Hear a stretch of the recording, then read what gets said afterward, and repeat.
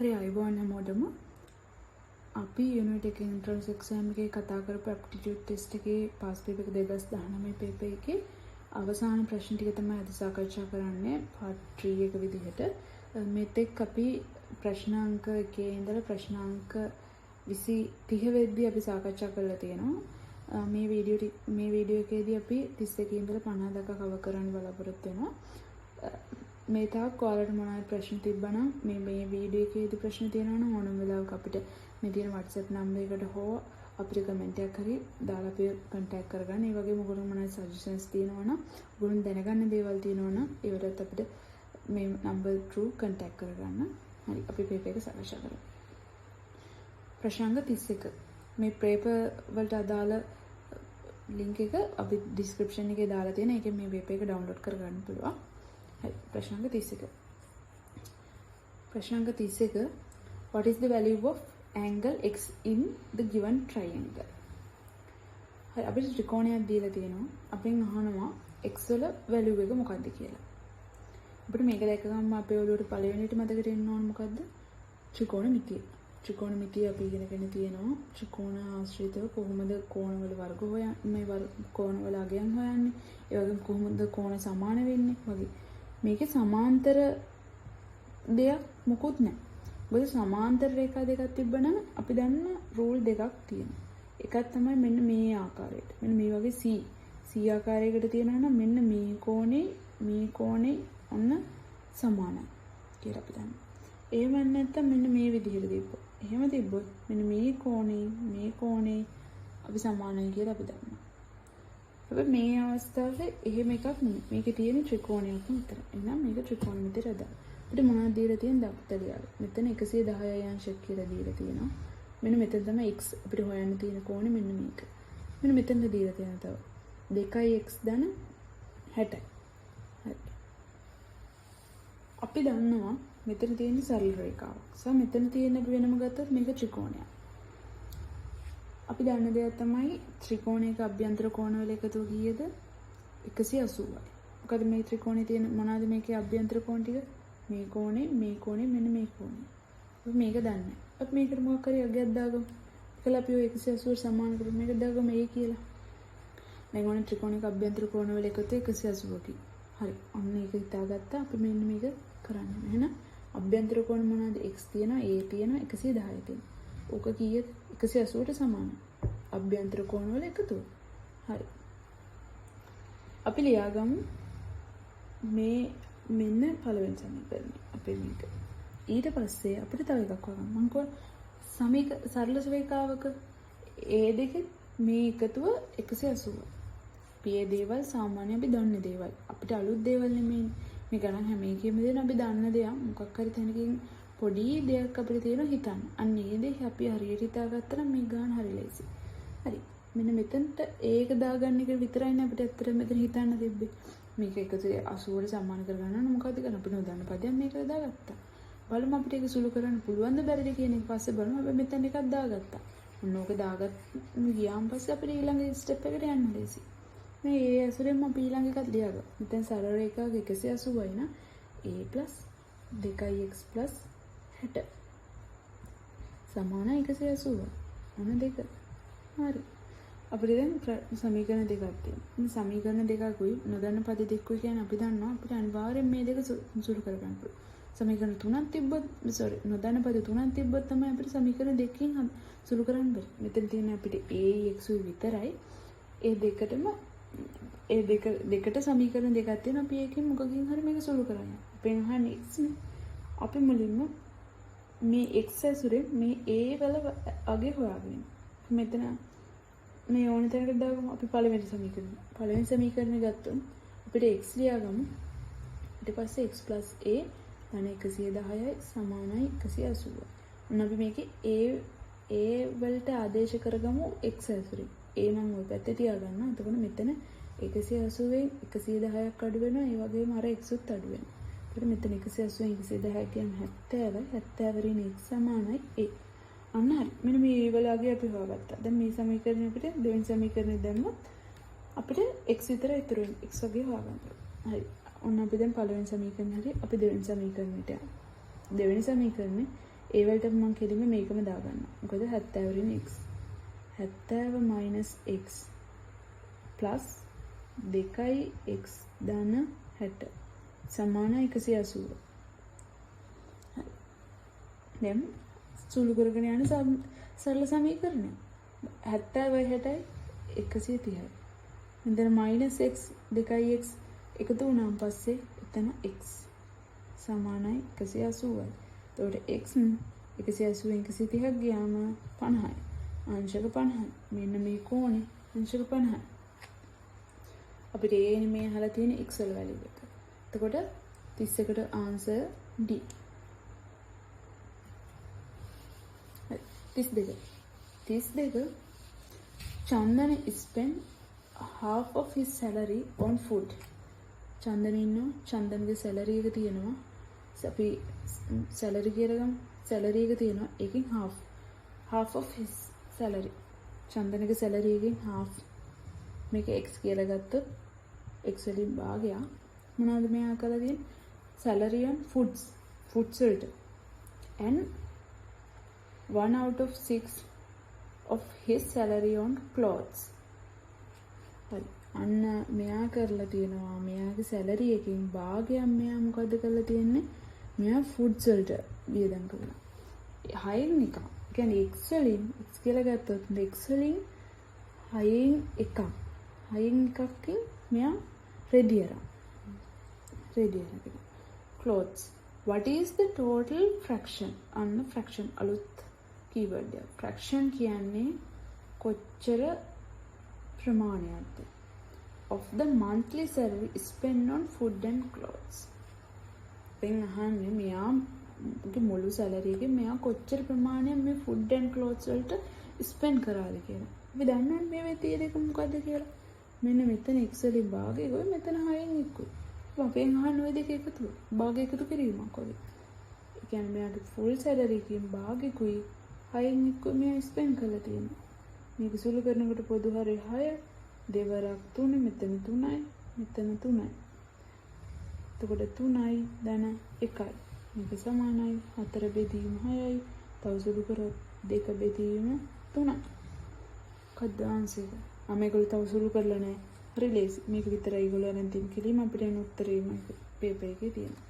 Answer එක C 32ට. හරි. අන්න ඊළඟට තියෙනවා 33. If 12, 40 and 10 resistors are connected in parallel, the equivalent resistance is. මොකද්ද මේ parallel?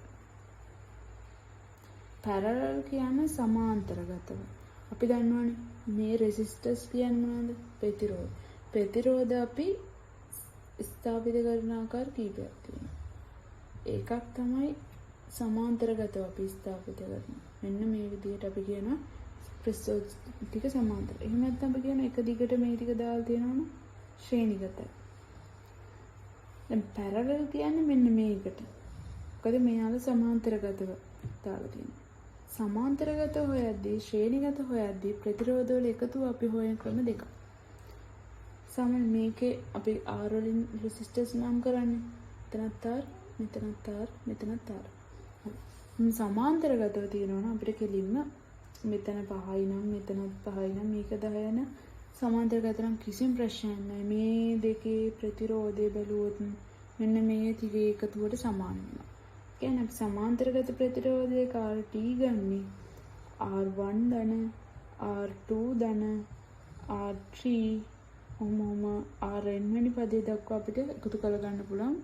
මේක ශ්‍රේණි සමාන්තර මේක ශ්‍රේණිගතයි නම් ප්‍රතිරෝධ ශ්‍රේණිගතයි නම් අපිට මේ විදිහට එකතු කරලා. ඒතර මෙතන 5යි 10යි ඊට පස්සේ 10ට ආයි 10 එකතු කරන 20යි. මෙතන සම්පූර්ණ ප්‍රතිරෝධය 20යි කියලා කියන්න පුළුවන්. හැබැයි ඒක වෙනස් වෙනවා මේ විදිහට සමාන්තරගත විදිහට තිබ්බොත්. සමාන්තරගත එක්ක අපි ප්‍රතිරෝධය RT හොයන්නේ එකයට. එකයට R1 එකයට R2 ඒ විදිහට එකයට Rn. මේක උඩ එකතු මේක සාමාන්‍ය එකතු කරගෙන කියන්නේ මේක එකකින්. එක යට ඒවා තමයි මේක. හරිද? දැන් ඔන්න අපිට මොකද්ද කියන්නේ? අපිට කියන්නේ ඔන්න ප්‍රතිරෝධ ටිකක් තියෙනවලු එකක් 20යි ඕම්ලු. අනිත් එක 40යි ඕම්. ඊළඟ එක 10යි ඕම්.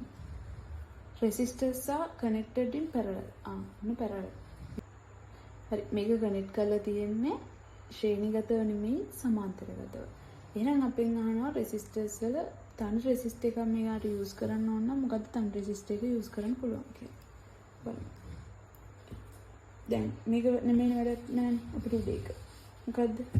RT කියලා මම ගත්තේ. එකයට RT එකයට RT සමාන එහෙනම් පළවෙනි ප්‍රතිරෝධ 20යි. ඒක දාන එකයට 40. ඒක දාන එකයට 10. 10නේ. ඔව් 10. හරි. දැන් මේක සුළු කරන් තියෙනවා. කීයද පොදු හරය? 40. 2යි 1යි 4යි 6යි 1යි 7යි 40. හරි. එකයට RT සමානයි 40. එකයට RT සමාන 40 අන්න තියෙනවා 4 බෙදීම 40 ඕම් කියලා අනේ උත්තරේ ගහුවා. නෑ ඒක නෙමෙයි. එයි මේ එකයට RT. අපි R නෙමෙයි හොයාගත්තේ. එහෙනම් R උඩට යනවා. RT උඩට යනකොට මේ දෙක අනිත් පැත්ත ගහනවා. 40 බෙදීම 7යි. ආන්සර් එක 40 බෙදීම 7යි 33ට ආන්සර් B. හරියට මේ වගේ හදද්දී අනිත් පැත්ත ගන්න ඕන මොකද දෙව නැත්තම් ගන්න උත්තරේ වැරදි. හරි 34 වෙනි ප්‍රශ්නේ. 34 To complete the special project, the Director General of an office appointed 2 supervisors and 3 management assistants. 1 office assistant. මොකද project එකකට assign කරලා තියෙනවා 2 supervisorsලා. supervisorsලා දෙන්නේ 3 management assistantලා. 2 supervisorsලා. 3 MAලා. එක්කෙනෙක් office assistant එක්කෙනෙක් දාලා තියෙනවා. හරි. They completed the project within 5 days. ඔන්න 5 days වලින් මේක project එක ඉවර කළා තියෙනවා. They work 8 hours. 8 hours වැඩ කරාලු. 8 hours per day. දවසකට 8 hours. If the office paid 2,500, 1,500, 500 per hours for supervisor, manager, assistant. හරි. මේ මෙයාලට ගෙව්ව කියන්නේ පැය 2500යි 1500යි 500යි. හරිද? ඒ කීයකද per hour? පැයකට මේගොල්ලන්ට ඒ ගාන ගෙව්වා. එහෙනම් office assistant respect the total cost මේ project එකට ගිය total cost එක. හරි. මේ අපිට ඔක්කොම දීලා තියෙනවා 5 days 8 hours මේගොල්ලන්ගේ පඩිය දීලා තියෙනවා. දැන් මොකද අපිට ගන්න total එක මේගොල්ලෝ කොච්චර වියදම් වුණාද මේගොල්ලෝ වෙනුවෙන් කියලා හොයන්නේ. එහෙනම් අපි දැන් මේගොල්ලෝ දවසකට පැය 8ක් වැඩ කරලා තියෙනවානේ. මේ අපි ඔය කීයද? පැයකට. මේ එක්කෙනාට පැය ගන්න. එහෙනම් මේ ගාන වැඩි වෙන්න ඕන පැය 8න්. මේ සුපර්වයිසර් කෙනෙක් පැය 8යි. මේ ME කෙනෙක් පැය 8යි. එහෙනම් එයාට පැය 8න් වැඩි වෙනවා. ඒ වගේම මෙතන සුපර්වයිසර්ස්ලා දෙන්නෙක් ඉඳලා. එහෙනම් ආයි මේක දෙකෙනුත් වැඩි වෙන්න ඕන. ඒ දෙන්නෙක් කවන්න එපා. මේ කෙනෙක් නෙවෙයි. මෙතන MAලා 3ක්. එහෙනම් එයාට 3ක්. ඔය office assistant ප්‍රශ්න යාල එක්කන. ඒ වගේම දැන් අපි 8 hours එකක් බලුවා. මේ තව එකක් ඉදිරි 5 days. මොකද? දවස් 5ක් වැඩ කරුවා. දැන් මේ total මේගොල්ලෝ ඔක්කොම වැඩි වෙන්න ඕනේ දවස් 5යි. හරිද? දැන් හරි. අපිට හදන්න තියෙන්නේ මෙන්න මෙයාට ගිය cost එක කීයද? මෙයාට කීයද? මෙයාට කීයද? ඒ තුන එකතුව. මේ team මේ තුන් ගොල්ලට ගියපු එකතුව. මෙතන 2500 8ක්. 2500 8ක් ගන්න දෙන්නේ කීයද? 2500 8ක්. 20000 ඒවා දෙකක් 40000යි. ඊපස්සේ 40000 ඒවා 5ක්. ලක්ෂ 2යි. සුපර්වයිසර්ස්ලා දෙන්නට ලක්ෂ 2ක් ගිහිලා තියෙනවා. මේ දවස් 5 පැයට ගන්න වැඩ කරන්න පඩි ගෙවනවා. මෙයාට එයාට ඒ විදිහටම එකතු කරගෙන යනවා. 1500 8යි 3යි 5යි 1,80,000. 80,000. ඊළඟට මෙතන කීයද? 500යි 8යි 5යි. ඒ ගොල්ලන්ට 20000. හරි. මෙන් කරන් තියෙන්නේ මොකද්ද? මේ ඔක්කොම ටික එකතු කරන්න. 20000 1,80,000 ලක්ෂ 2යි ලක්ෂ 2යි 2යි ලක්ෂ 4යි. Answer C. කොටම මේ ප්‍රොජෙක්ට් එක ඉවර කරන් ලක්ෂ 4ක් වැය කළා. හරි 35. A piece of iron melt and make a wire with the 7 cm in radius. If volume of iron piece on a volume එකක් දීලා දෙන what is the length of wire? හරි. A piece of iron melt. Iron melt can ඔන්න piece of යකඩ කෑල්ලක් තිබ්බලු මේක melt කරලා මේක ඔන්න රත් කරලා හදලා තියනවලු wire එකක්. මේකල wire එකක් හදලා වයර් එක ඇවිල්ලා සෙන්ටිමීටර් 7 රේඩියස් තියෙනවලු. මේකේ R සමානවලු 7 සෙන්ටිමීටර්ලු. ඊට පස්සේ කියන්නේ if volume of the iron is මෙන්න මේකේ අපිට ඝන මේ පරිමාවක් දීලා තියෙනවා. ඒක 1546ලු ඝන සෙන්ටිමීටර්. පෙන්වන්නේ මොකද්ද? මේකේ length එක. මෙතෙන් තේරුම් ගන්න මෙන්න මේ ගාන ලියුම් පස්සේ ටිකක් තේරෙනවානේ. අපි මේක උණු කරා මෙන්න මේකක් හදුවා මේක දීලා මේකේ පරිමාව දීලා දෙනවා. මේ මට හොයන්න තියෙන්නේ මොකද්ද? මේක දිග. අපි දන්නවා වයර් එකක් නෙමෙයි හදලා තියෙන්නේ. වයර් එකක් ඇවිල්ලා අපි හදන්නේ නැහැ කොටුවට ෆ්ලැට්. එහෙම එකක් වයර් එකක් අපි හදන්නේ සිලින්ඩර් එකක් වගේ. ඒක තමයි මේක රේඩියස් එකක් අපිට දීලා තියෙන්නේ. මෙතන අපි දන්න වචන වල තිබ්බ වොලියුම් තියෙනවා, රේඩියස් තියෙනවා, මේ වචන දෙක. රේඩියස් කියන්නේ ආරය, වොලියුම් කියන්නේ පරිමාව. දැන් අපිට මෙතන මුළු පරිමාව අපිට දීලා තියෙනවා මේකට මෙයා පාවිච්චි කරපු. අපි බලමු සිලින්ඩර් එකේ පරිමාව. ඕනම දෙයක අපි පරිමාව හොයන ඇත්තම දේ තමයි හරස්කඩ වර්ගඵලය. ඒක දිගින් වැඩි කරනවා. මේ මෙතන ඇවිල්ලා වෘත්තයක්. මේක මෙන්න මේ විදිහට වැඩි වුණාන් පස්සේ තමයි මේ වයර් කෑල්ල හැදිලා තියෙන්නේ. මේකේ R තමයි අපිට දීලා තියෙන්නේ මෙතන R. ඒක 7යි කියලා. අපි දන්නා මේ වෙද්දි වෘත්තයක වර්ගඵලය හොයන විදිය. මීට කලින් එකේදී කිව්වා. මේකේ වර්ගඵලය අපි දන්නා 5R වර්ග. නම් ඒක මේ දිගෙන් වැඩි වෙන්න ඕන. 5R වර්ගය. ඒක තමයි මේ සිලින්ඩරේ පරිමාව. ඒ සිලින්ඩරේ හැදුවේ මේ යකඩ කෑල්ල උණු කළා නම් ඒ යකඩ කෑල්ලේ තිබ්බ සම්පූර්ණ පරිමාව මේකට යොදවලානේ. එහෙනම් මෙන්න මේ 1540 කියන එක සමාන වෙනවා මේ වයර් කෑල්ලේ තියෙන පරිමාවට. එහෙනම් 5 කියන්නේ 7න් 22 මේක R වර්ග මේක L මේක 1540. අපි සුළු කරමු. 1540 මේ 7න් 22 මෙහාට එනකොට 7 බෙදීම 22ක් වෙනවා. මේ R වර්ගයක පහළට යනවා. මේ පැත්තට එද්දි. එතකොට එක බෙදීම 7යිනේ අපිට R දීලා තියෙන එහෙනම් 7 වැඩි කිරීම 7 සමානයි L. අපි දන්නා 22ට 1540 22 7යි. කියන්නේ මේ 7ට මේ 7ත් කැපෙනවා මේකට මේකත් කැපෙනවා. එතකොට මෙතන තව බිඳුවක් තියෙනවා. මොකද 154නේ. එතකොට ඒ කියන්නේ 10යි. 10යි මෙතන එකක් නේ. එතකොට L කියන එක සමානයි 10යි සෙන්ටිමීටර්. මෙන්න මේ සිලින්ඩරේ දිග කීයද? 10යි සෙන්ටිමීටර්. මේ එවර කැලුණු බලලා හද වයර් කෑල්ලේ දිග 10යි. Answer B. 35. හරි අපි දැන් මේ වීඩියෝ එකේදී ප්‍රශ්න අංක 31 ඉඳලා 35 වෙද්දී 2019 පාස් පේපර් එකේ කතා කරා. ඊළඟ ප්‍රශ්න ටික තවත් වීඩියෝ එකකින් හමුවෙමු.